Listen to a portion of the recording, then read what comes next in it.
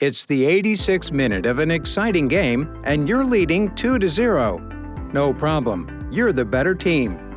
But then it happens. You hit the post, the opponent takes his chance and scores. From now on, the game turns and you lose by 2-3. Frustration. You smash with the controller. And the next day, you will play again. If you look at the numbers, FIFA is the world's most popular football game, and the newest version 23 was released last month. The 22nd edition has already been played in more than 200 countries around the world, with an average of 89 million matches per day. Think, 89 million matches per day.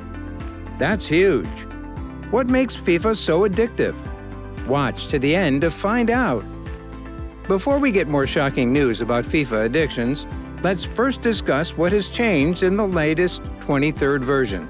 A new risk-reward balance shooting mechanism, improved free kicks, penalty kicks and corner kicks, and more realistic moves bring the variety of football to the world's game. It's a massively multiplayer online role-playing game. You play online with or against gamers from all over the world, which leads to an addiction faster than other games. At FIFA, you put yourself in the role of someone else, in this case, a football player.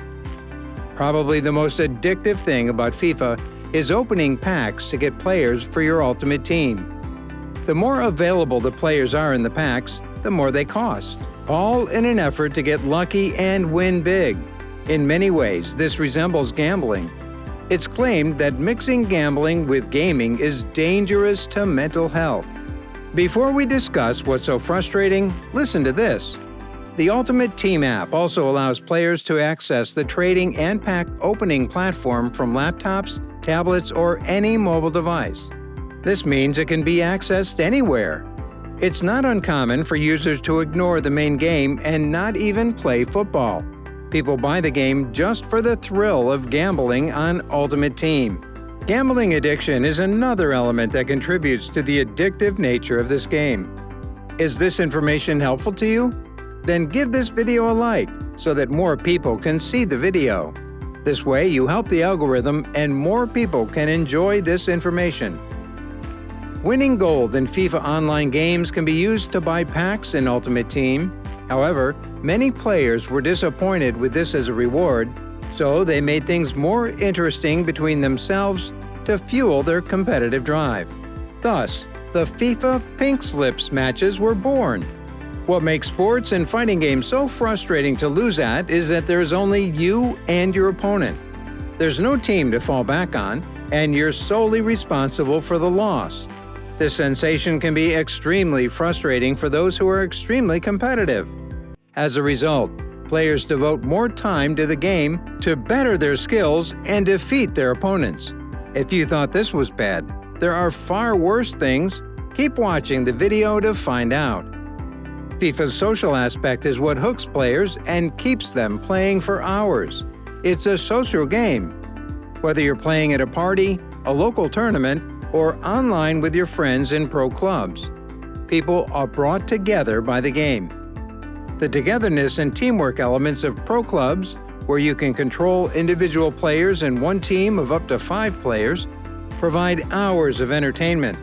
However, as people depend on their online friends for social interaction, this is known to little by little consume people's social lives. Slowly and surely, they become completely reliant on FIFA for socialization, neglecting their true friends and family. This is a major symptom of a video game addiction. Online friends can often contribute to addiction and temptation when they try to cut down on play. What can be the desire is a message from a friend to keep you playing until the early hours of the morning. Listen carefully. When you come into contact with this in your life and suffer from it for more than a year, you really have to start thinking.